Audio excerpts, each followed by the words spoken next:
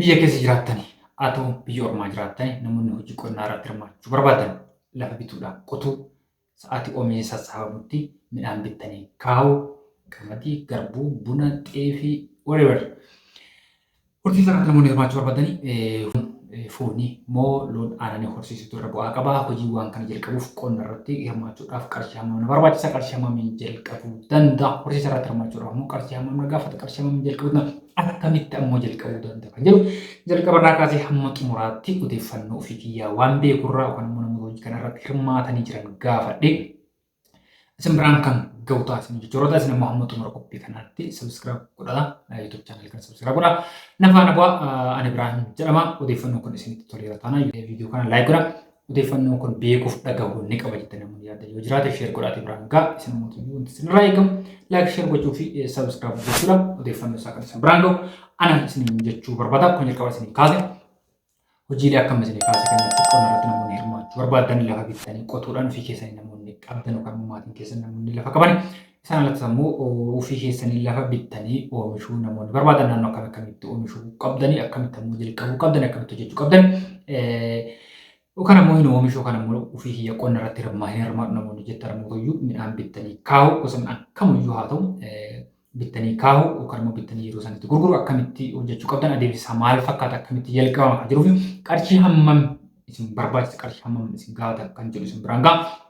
Egaa jalqabaatti namoonni qonna irratti hirmaachuu qabdan hojiiwwan yeroo kana keessattuu biyya keenya keessaallee keessattuu naannoo Oromiyaa keessatti hojiiwwan bu'aa gaarii qaban yookaan bu'aa gaarii argamsiisan jedhaman keessaa hojii qonnaa fi hojii horsiisaa hojii baay'ee tokko filatamaa fi hojii baay'ee tokko jajamaadha jechuudha. Anis viidiyoo darbe irratti akkuma waadaa isinii galetti raafii gubbaa irra isinii kaasee akkamitti akka jalqabu godha isinitti himna.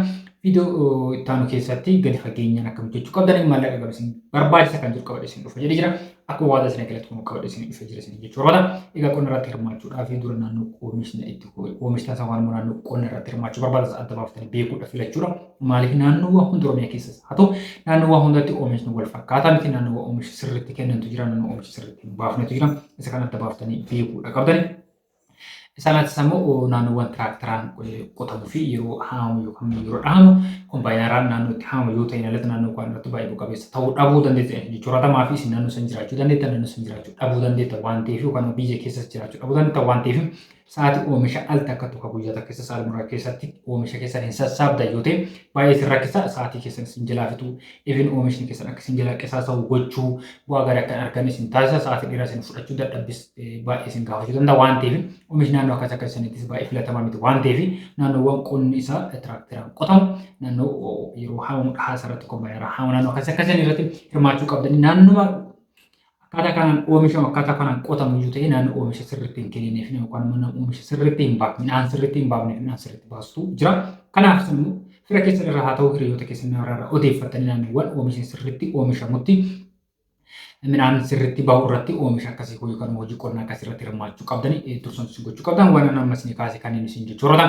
Qarshii ittiin jalqabuu dandeettan qarshii hamma barbaadanii kun 200 qabaatan 3 qabaatan 4 qabaatan akkuma humna keessaniitiin amma hamma qarshii qabdaniitiin bal'iftanii hojjechuu danda'uudha qabdanii. Kanaaf hammi qarshiisa baay'ee murtaa'aa miti yookaan immoo dhaabbataa miti.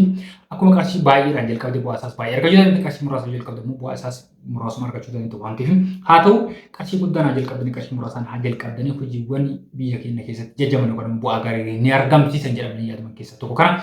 Akka ofii kiyyaatti akka ogeessa bizineesii tokkotti digirii koo jalqaba bizineesiidhaan xumure namoota hojii kana irratti hirmaatan gaafa odeeffannoo isaa funaane kan isin biraan ga'u ta'a waan ta'eef wantoota odeeffannoo asirraa argatan odeeffannoo jireenya keessanii wal qabatan jireenya keessanii akkaataa asirratti isin kaameen yeroo hojjetan isin jechuu barbaada. Lammaffaa immoo hojii kana gaafa jalqabdan qarshii harka keessan qabdanii hundaan jalqabuu qabdan ifi akka seera bizineesiitti hojii jalqabdan kamu hojii tajaajila haa ta'u hojii piroodaaktii haa ta'u oomisha haa ta'u qonna haa ta'u horsiisa haa ta'u qarshii harka keessan qabdan qarshii 500 qabdu kan ta'e qarshii miiliyoona tokko harka kee irraa qabdan yoo ta'e qarshii miiliyoona tokko kana zeeroo irratti deebiftee hojii ittiin seenuu qabdu maaliif riskiiwwan garaagaraa jiran ati nyaattee dhugda tajaajila tiraanspoortiitu jira hawaasummatu jira ifin oomisha yoo fudhatte qoricha garaagaraatiif maallaqa si barbaachisa wantoota garaagaraatiif maallaqa si barbaachisa waan ta'eef maallaqa qaachuu qabda hojii kan kee hojii jalqabde sanis akka haala gaariin oofattu akka sirriitti hojjettuu fi maallaqa biraa lafa qabaachuu si barbaachisa waan ta'eef qarshii harka keessa irraa qabdan hundaan hojjettiin seenaa. Miliyoona tokko qabda yoo ta'e 800,000 hojjetti seeneeti qarshii achirraa hafu kaadhuuti. Rakkoowwan booda irratti dhufan tajaajila hawaasummaan jira, tiraanspoortiin jira, nyaattii dhugaatii, kiraan manaa jiraachuu danda'u wantoota akkasii waan si barbaachisu qabaachuu qabda. Ifin namoonni suuqiiwwan akkasii qabdan gaafa maallaqa keessa hundaa hojii jalqabdan hojiin ati jalqabde sun fakkeenya oomishaaf qonna yoo fudhatte har'a jalqabdee har'a maallaqa meeksii gochuu dhabuu danda'a. Maallaqa har'a si argamsiisuu dhabuu danda'a. Hamma hojiin ati jalqabde sun maallaqa si argamsiisuu jalqabutti maallaqa itti fayyadu kan biraa lafaa qabaachuu qabdu. Kan hojii biraa yoo qabaattu hojii biraa qabda, hojii biraa yoo hin qabne immoo maallaqa biraa lafaa qabaachuu qabda waan ta'eef maallaqa harka keessan qabdan hundaan hojiitti seenaa isin jechuu barbaada. Sababni biizinasiin keenya gara duubaa deebi'u sababa biizinasiin keenya feel ta'u keessaa tokko wantoota akkasii kana isin jechuu barbaada. Kanaaf lammaffaa immoo qottanii ofii keessan oomishuu yoo hin dandeenye haala akkasii mijataa hin barbaanne riskiiwwan garasiin fudhachuus yoo fedhii hin qabaanne sa'aatii oomishni sassaabamutti bittanii kaa'u. Bittanii kaa'uudhaan turtii 6-3 booda deebiftanii yoo gurgurtan dachaadhaan yookaan immoo paarsantii 30% waan akkasii bu'aa argatan deebistanii gurguruu dandeettan. Fakkeenyaaf seera oomishaa irratti sa'aatii oomishni ga'u gosti midhaan kamiyyuu gatiin isaa baay'ee gadi bu'aadha. Sa'aatii oomishni ga'u qabu gatiin isaa baay'ee gadi bu'aadha. Sa'aatii isa yoo bitte ji'a muraasa booda dhawaatuma oomishni sassaabamaa deemu sabaatti dhawaatuma oomishni dhumataa deemuun gatiin isaas ol ka'aa deema waan ta'eef sa'aatii inni ol ka'u sana yoo gurgurte gatii gaarii irraa argachuu bu'aa gaarii irraa argachuu dandeenya. Fakkeenyaaf sa'aatii midhaan sassaabamu midhaan inni irra kaasa gatiin isaa gadi bu'a. Sa'aatii ammoo facaafamu ol ka'u. Sa'aatii akkasii sana bittee sa'aatii oomishni sassaabamu bittee sa'aatii irra deebi'amee oomishamutti yoo gurgurte gatii gaarii bu'aa gaarii irraa argachuu dandeetta. Maal jechuu barbaade waqtii bittuu fi waqtii gurgurtaa adda baaftee beekuu qabda. Kunis ammoo naannootti garagara. Fakkeenyaaf asitti yoo fudhatte naannoo Arsii kanatti yoo fudhatte naannoo midhaan itti naannoo Hasaasaa Dodola Adaabaa itti bitamuu fi naannoo Baalee gara Roobee gara Agaarfaa naannoo itti bitamu garagara. Maaliif sa'aatii oomishni itti ga'u garagara waan ta'eef akkasuma dhawaatuma oomishni sassaabamaa dhumataa deemu gatiin isaa ol ka'aa deema. Naannoo oomishni reef gahaa jiru immoo gatiin isaa gadi bu'aa deema. Kanaaf naannoo itti bitaa jiru sanis adda baaftee beekuudha qabda. Waqtii bittuu adda baaftee beekuudha qabda. Sa'aatii oomishni sassaabamu sanarratti yoo bittaniif sa'aatii oomishni dhumate namni oomisha biraa facaasaadhaaf maaliidhaaf waan akkasii sanniinii fi yookaan immoo oomishni dhumate namni kan gurguree dhumatetti deebitee yoo gurgurte bu'aa gaarii argachuu dandeetta. Dabalataan ammoo sa'aatii sana isin eeguu barbaadde guyyaa jijjiiruu hin barbaadda yoo ta'e har'a bittee akka buru akka guyyaa biraa wal jalaa gurguraa deemuu dandeetta. Akkaataa saniinis Even hamma fedhe gatiin gadi yoo bu'e hamma fedhe bu'aa gaarii illee si argamsiisu yoo baate gatii ittiin bitte ol gurgurtan malee achi gadi gurgurtan. Kanaaf hojii akkasii sana irratti yoo hirmaatan bu'aa gaarii argachuu dandeettan laftatti jirtu sin daangessu kennu ijoolleen biyya biraa keessa jirtanii maatii amanamummaadhaan si bitee si kaa'u yoo qabaatte maallaqa baankii taa'urra maallaqa harkaan kee taa'urra sa'aatii oomishni sassaabamu sanii maatiidhaan walii galtee akka bitamee kaa'amu sa'aatii biraa immoo sa'aatii oomishni sassaabamee dhumate deebifamee akka gurguramu yoo goote akkaataa saniini ati fi maatiin keetis yookaan namni bira biyya jiru wayii kan maallaqa harkaan qabne wayii fi namni biyya biraa jirtan walii hojjechuu dandeettan namoonni biyya keessa jirtan immoo dubbiin ta'ee waan ta'eef akkaataa kanaan irra hirmaachuu qabdanii. Kanaaf sa'aatiin binnu sa'aatiin gurguru beekuudha qabna akkamitti akka hojjennu beekuu qabna. Kana yoo hin ta'in ala bituun qofti gurguruun qofti bu'aa qabeessa hin taasisu dhabuu danda'a. Kanaaf akkaataa namni isin jedhe kanaan yoo irratti hirmaatan bu'aa gaarii argachuu dandeettan isin jechuu barbaada.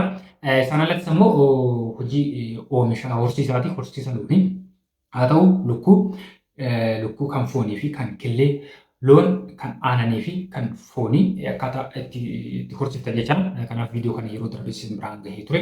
Akka dabalaataatti immoo viidiyoo kana keessa wanti isin kaasuu barbaade yeroo bittan horii aananii irraa yookaan horii aananii yoo bittan horii baay'ee dhalee hin jirre.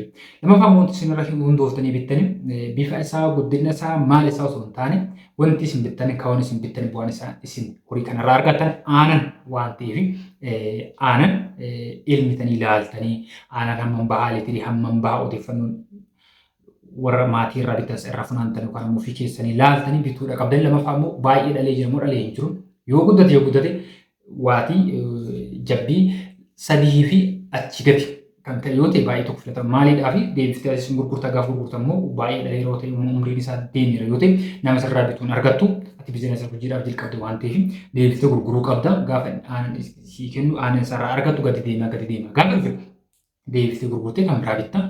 Lammaffaa immoo nyaata si gaafata waan ta'eef utuma bu'aa irraa argataa hin jirre nyaata isaatiin maallaqa baasuunis filatamaa miti. Kanaaf akkaataa kanaan hojjechuu danda'uudha qabdanii yookaan immoo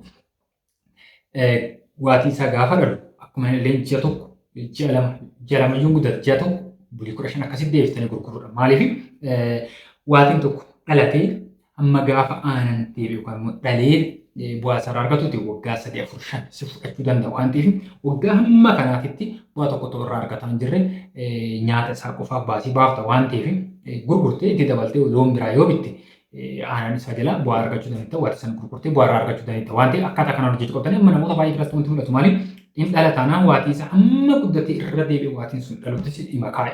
Kun jechuun bu'aa tokkotu irraa argataa hin jirre waatiin dhalatee hamma gaafa deebi'ee dhalee aanan isaa irraa bu'aa argatutti waggaa dheeraa silla akkasumas waggaa hamma kana immoo bu'aa tokko malee nyaata isaatiin baasii baafta waan ta'eef talaallii jira. Akkasitti baasii baaftanii yoo guddate ji'a tokko qofa keettanii achi booda gatii xiqqaas baasuu amma barbaade si baasuu gurgurtanii horii biraa bituu yookaan immoo kanuma qabdan irratti investi gochuudha. Waan akkasii kana gochuu qabdan maaliif fakkeenyaaf isaanii tokko aanan irraa argataa jirta yoo ta'e amma gaafa waatii biraa dhalutti yoo guddate ji'a tokko qofa adda silaa dhaaba malee amma gaafa waatii biraa dhaluttis aanan isaarraa bu'aa argachuu dandeetta. Kanaaf akkaataa kanaan irra hirmaachuu danda'uu qabdanii oomisha irratti immoo naannoo oomishni bu'aa qabeessa ta'e yookaan immoo naannoo oomishni itti bu'aa gaarii qabu irratti hojjechuu qabdanii isiniin jechuu barbaada. Kun kana ta'uu isaa beektanii akkaataa kanaan akka hojjetan jechuu barbaadan waan nuti galatoomaa galanii keessan jechaadha viidiyoo biraatti nama mul'atu nuti nagaa natura irra deebi'uudhaan namni YouTube channel kana subscribe godhadha odeeffannoo kanaaf kan fakkaatan kan biraa guyyaa guyyaatti asirratti kan isin dhiyeessu ta'a gaafii keessan caqasuudhaan ofii kiyyaama waan beekuuf dhagahuu qabdan jedhee yaada asirratti kan isin maxxansu waan ta'eef YouTube channel kana subscribe godhadha odeeffannoo kun beekuuf dhagahuu ni qaba jettanii yaada yoo jiraate share godhaatii biraan gahaa isin jechuu barbaada odeeffannoo kun isin toleera taanaan like godhaatii nafaan suuraa isin jechuu barbaada waan nuti galatoomaa galanii keessan jechaadha viidiyoo biraatti amma deemuutti bye.